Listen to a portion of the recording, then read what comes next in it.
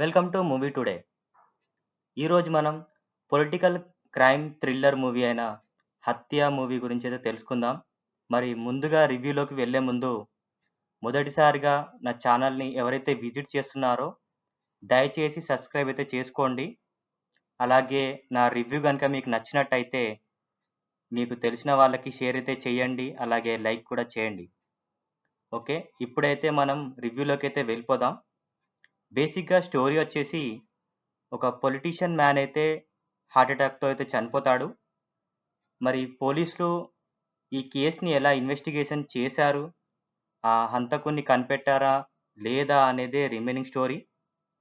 But ఈ మూవీలో investigation అయితే చాలా డెప్త్‌గా చేశారు. మూవీ స్టార్టింగ్ నుంచి ఎండింగ్ వరకి చాలా ఎంగేజింగ్‌గా అయితే తీశారు. ఎక్కడ మూవీ బోర్ కొట్టదు.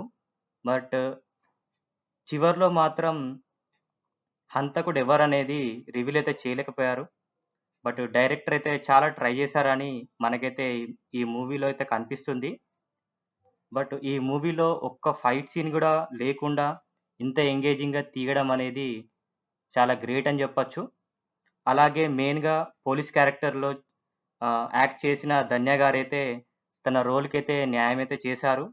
అలాగే రవివర్మ గారు పొలిటీషియన్ క్యారెక్టర్ గూడా చాలా బాగా జేశారు. మెయిన్‌గా ఇన్వెస్టిగేషన్ సీన్స్ అయితే టూ గుడ్ అని జెప్పొచ్చు. ఈ మధ్య కాలంలో పొలిటికల్ డ్రామా మూవీస్ అయితే చాలా తక్కువగా వస్తున్నాయి. అందులో ది బెస్ట్ మూవీ అని నేనైతే చెప్తాను. మూవీ చాలా ఎంగేజింగ్‌గా ఉంటుంది. అలాగే స్క్రీన్ ప్లే అండ్ బీజీఎం గూడా చాలా బాగా ఉంది. మరి హత్య చేసింది ఇంట్లో వాళ్ళా? బయట వాళ్ళా? అనేది ఈ మూవీ చూసాక మీకైతే ఒక క్లారిటీ అయితే వస్తుందని నేనైతే చెప్పగలను.